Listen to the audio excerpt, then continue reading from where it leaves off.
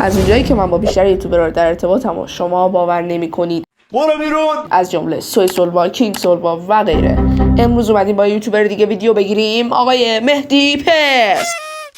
من خودم اینو هست. اومدیم پیش مهدی پس، آقا مهدی خان اینجا سر ویدیو پشت صحنه با آقای مهدی.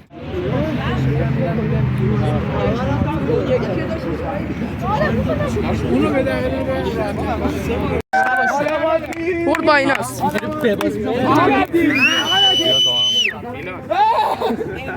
فیلم داری میگیری؟ خودش که فیلم برداره. سلفی چرا؟ اونوری فیلم برداری؟ نه متاسفانه چون سمت خودمه خواستم یه گوش میکنی؟ اونایی که شرکت کردن اینور نکردن اینور. اونایی که شرکت نکردن مشخصا یه خونه فیلم و سویل داره. اون همه رو دارم. به قرآن. بده هم. یا علی بیا. بچه حالت یه دقیقه. بیا من. داداش وایسا خیلی مخلصی. خیلی مخلصی. بابا وایسا.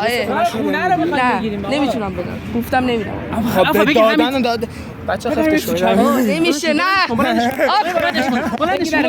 اسم بگو بده. نمیشه. آبتی. اسمی یا نه؟ داداش بچه قرچکی من بچه ترش. من برای پولی که در آوردم زحمت کشیدم و به کسی به حدی اجازه نمیدم حتی یک قرون بخواد از پول منو بگیره. میدونی؟ بزن یه زنگ به من. اینا محله بزن شانس منو چی آرزو الان نمیزنه اینستا فردا می تو اکسپلور. من پرس آقا پرس هزینه کردی. بیا داداش بیا مشاوره خریه بازی. کیو دقیقاً ویدیو برای حرفه تو ثبت اول این کارو نمیکنه. نمیگم آقا خونه مادرم قسم. آقا خونه علی زاده. آقا تو داری ثبت احوال این کار خونه رو جرمه. نه آقا خدای چند سال به خودش رسیدی؟ چند سال به قرآن چند کجا؟ ویدیو آخرتون با فلیم حسین میدونم اونجا کجا ویدیو گرفتید. اونجا رو هم گیرم. یه نشونی بگو یه تایید بده از ویدیو نبینی. چرا؟ نه دوستا داری لا میدی. نه به قرآن لو نمیدم. آقا فلیم حسین برو در خونه شو. خودم بدونم کدوم بوده که. برو زنگشون بزن. لایمنشون چیزی بگو.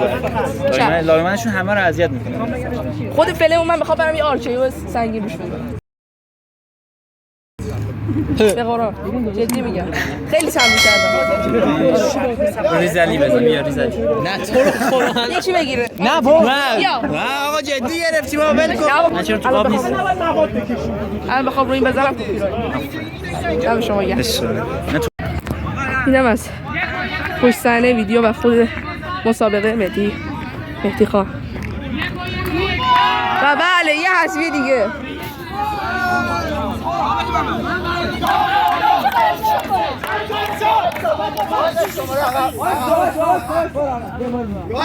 گوشش کن بریم آدی سری تو بگیم یک